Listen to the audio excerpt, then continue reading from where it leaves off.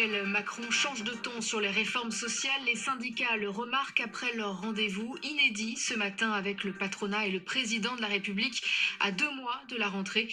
Emmanuel Macron assure vouloir plus de dialogue social pour réformer les retraites et l'assurance chômage.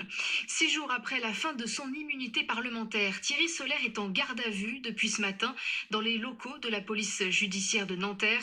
Les enquêteurs le soupçonnent de fraude fiscale, de trafic d'influence et de corruption, des faits qui remontent à la période entre 2010 et 2013, lorsqu'il était conseiller régional des Républicains en Île-de-France.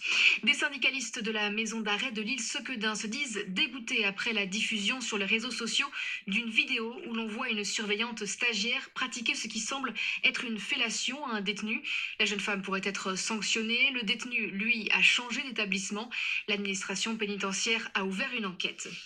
En Haute-Corse, un pilote de 51 ans et son passager âgé de 49 ans sont morts ce matin dans le crash de leur avion de tourisme. L'accident s'est produit en mer au large de la commune de San Giuliano.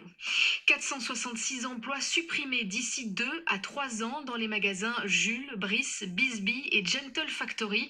Selon les syndicats, le groupe Happy Chic, propriétaire de ces 4 marques de prêt-à-porter, compte fermer l'entrepôt du Mans et 90 magasins en France.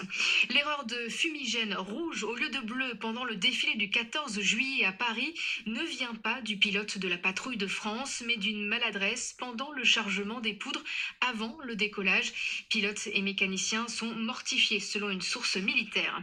L'Union européenne et le Japon signent un accord commercial inédit. Il devrait entrer en vigueur à la fin de l'année.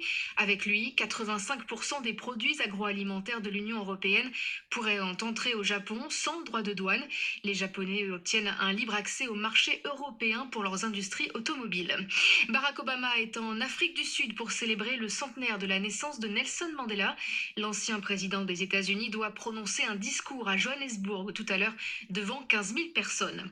En Indonésie, les autorités brûlent les carcasses de près de 300 crocodiles. Les reptiles de cet élevage de Sorong ont été massacrés par des villageois en représailles après la mort d'un homme. Il était entré dans l'enclos des animaux, considéré pourtant comme une espèce protégée dans le pays.